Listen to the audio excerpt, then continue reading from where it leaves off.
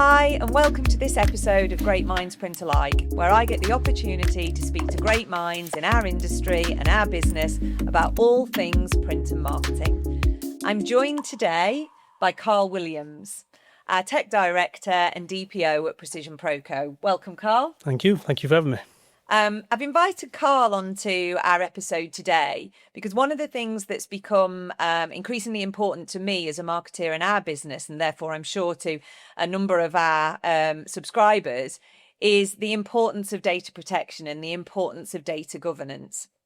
So, Karl, when people hear data protection officer as your job title, what do they think you do as opposed to what you actually do?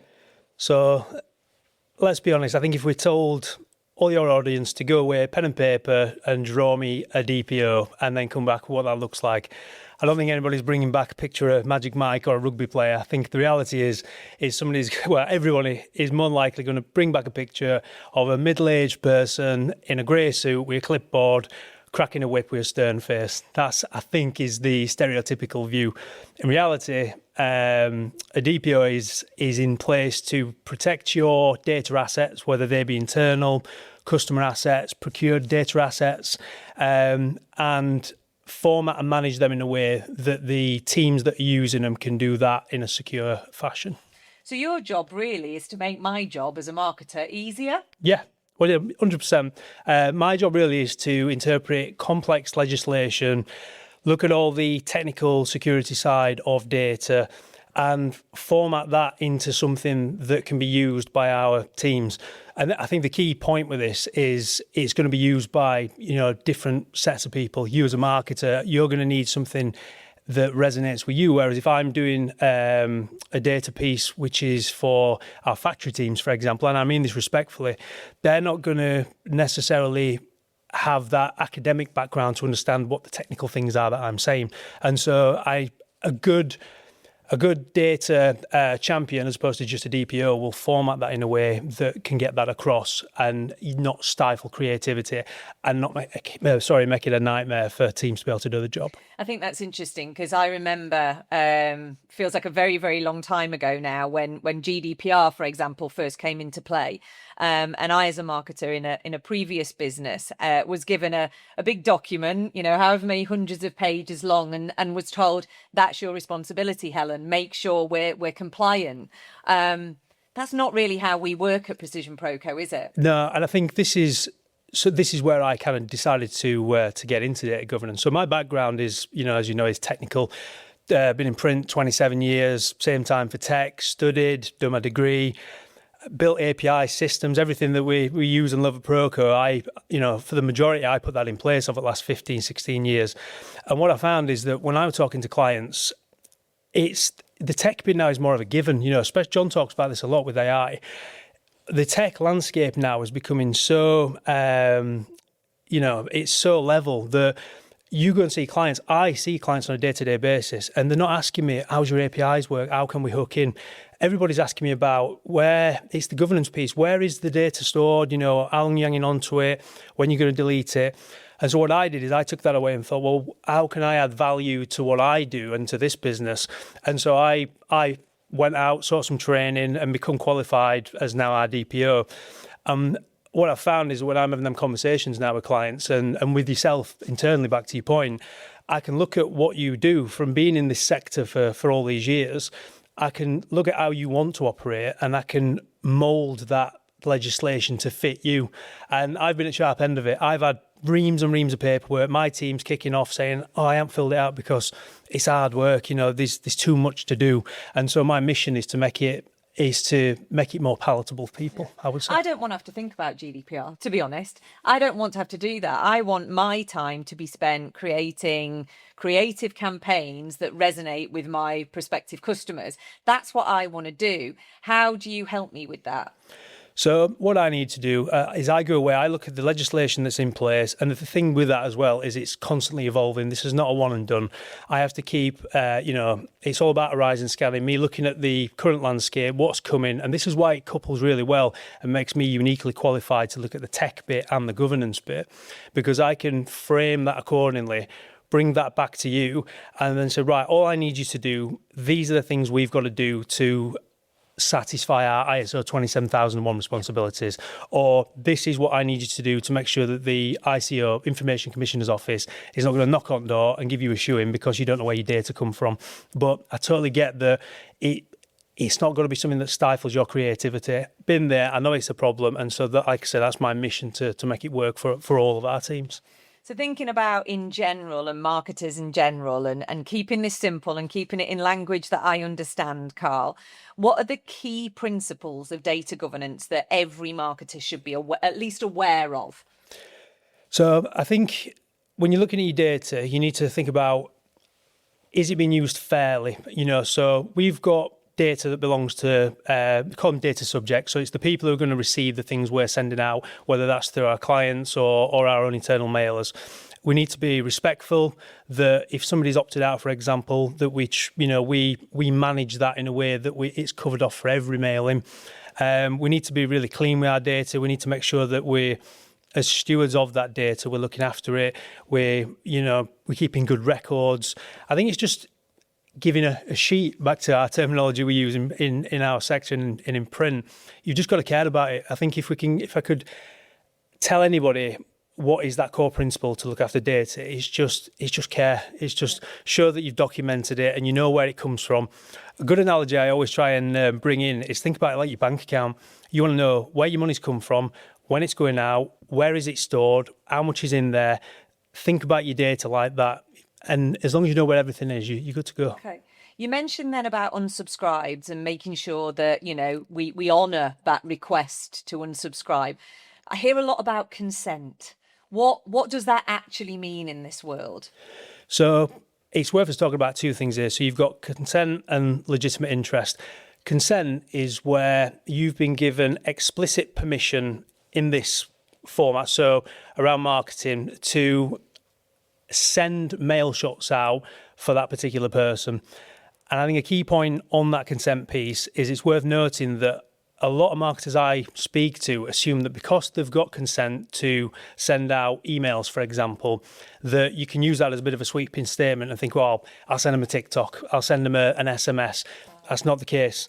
If you've got explicit consent for email, that's just one channel. And this comes under what they call the Privacy and Electronic Communications Regulation. And what it explicitly states in there is that if you want to send out on a different set of channels, you have to have been provided explicit informed consent that is going to happen. And so it's worth your listeners sort of thinking about that when they're sending out, whether it's in your footer or whether it's in your email body, just to say, if we're collecting these blocks of data to use moving forward, if you are intending to use it through different social channels, then make a point of stating you're going to do that when you get it, because it's a lot easier to get it in advance than to have to keep going back to people and then requesting it again. Yeah. So I guess what's the biggest misunderstanding then about consent? Where do marketers and salespeople as well, because the sales team, potentially can use that data, where are the biggest misunderstandings? Where are mistakes made? Well, I think back to my point about the consent legitimate interest piece. Consent is obviously what you're aiming for. You want everybody who is receiving your mailing to know that, to expect it. I think that's the end game. That's what everybody wants. What I see a lot is if people have not got consent, then they'll say, "Oh, well, we'll just say it's legitimate interest." It's a bit of a catch-all. It's all right. We'll just say, we expect them to get it. But I think what you've got to look at is when you're sending something out to someone, if they're not expecting to get, if you can say to yourself, they're probably going to read that and think, why have I got that? Then you shouldn't be sending out in the first place.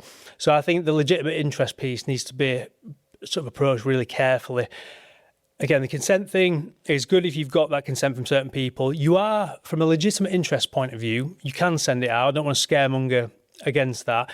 It's worth noting that in a business-to-business setting, you're more than welcome to send mail shots out to anyone who's got a corporate address. So if you're sending to people at Proco, that's totally reasonable.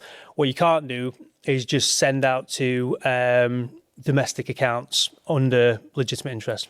We talk about procuring data, whether that be for print or whether that be for email. What are the big mistakes that people can make when procuring third-party data? It's something I really worry about, Karl.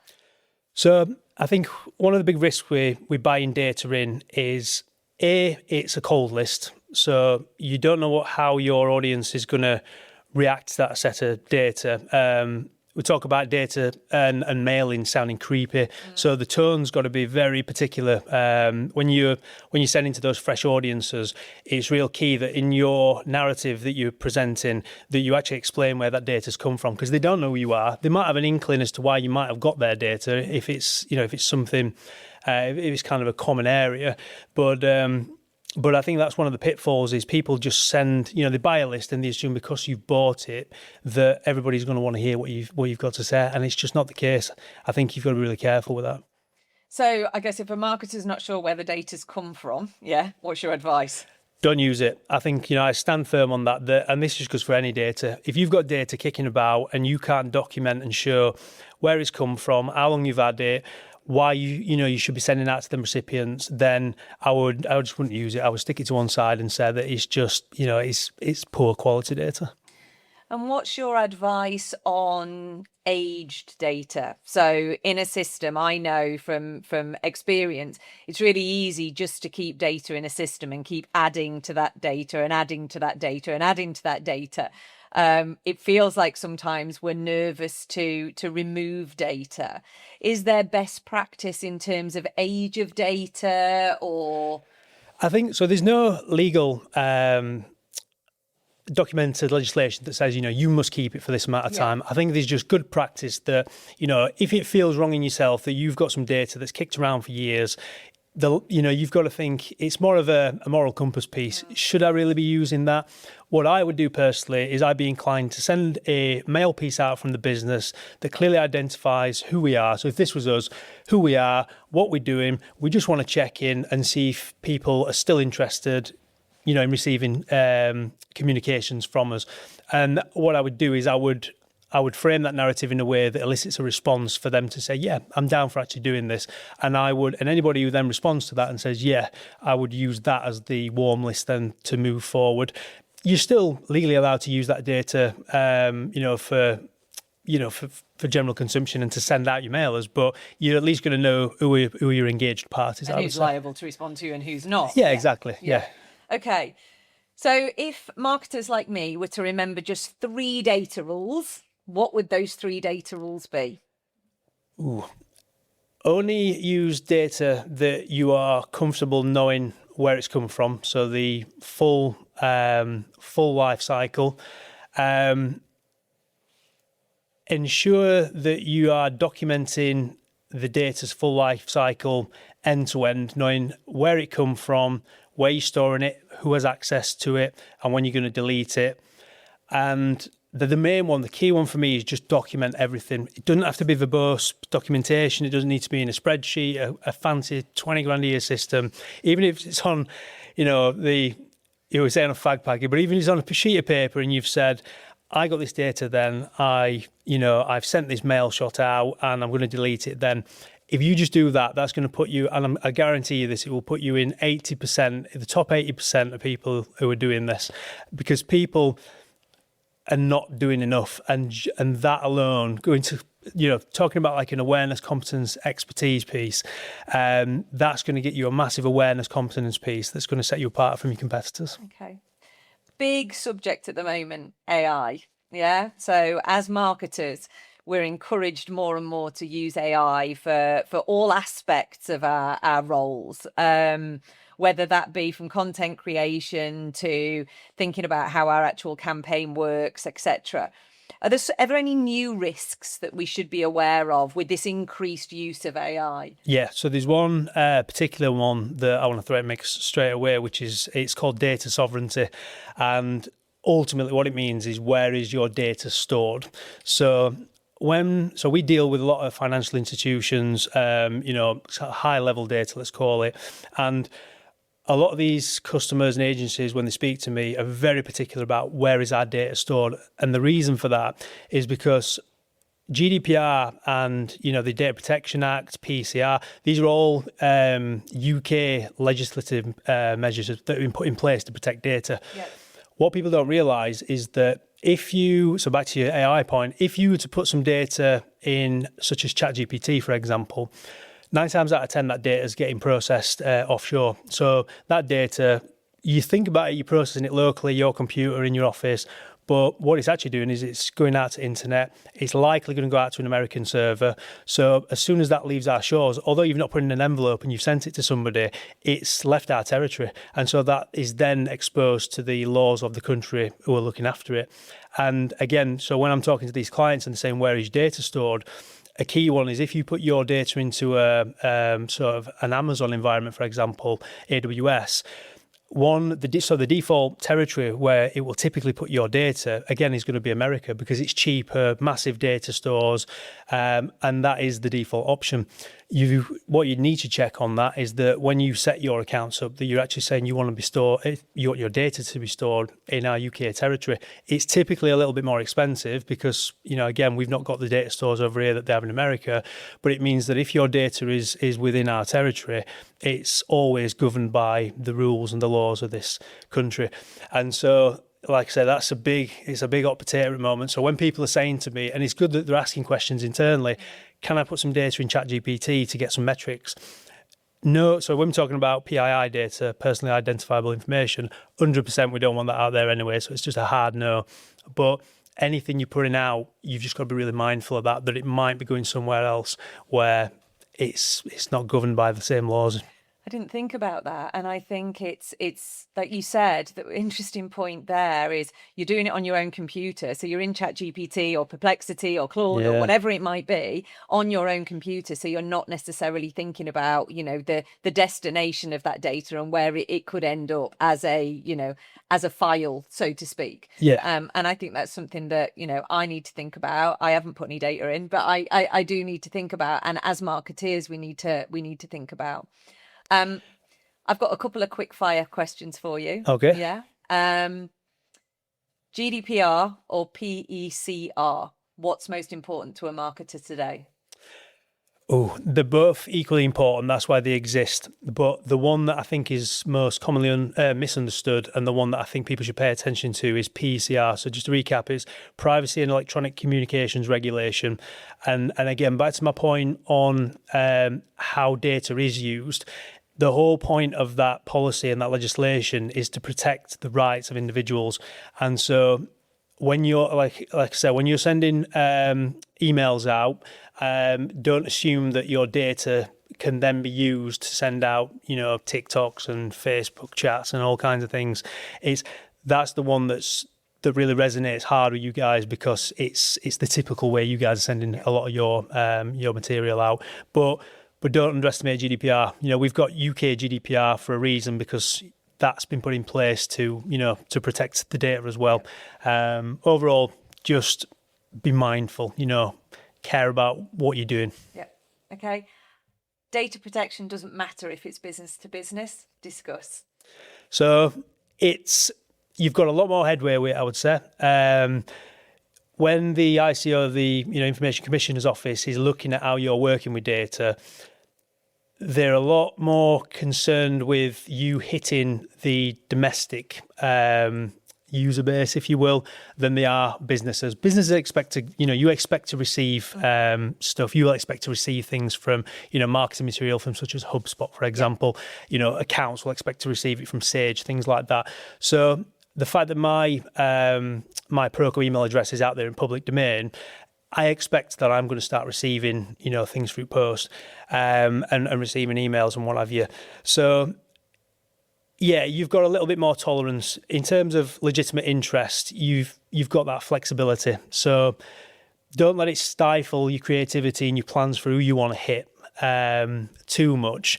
But on the same token, if you are hitting people and your audience regularly, it will start to erode trust if you're doing, back to my,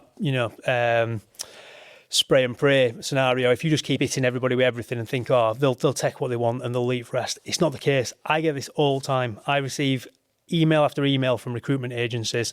No way of unsubscribing.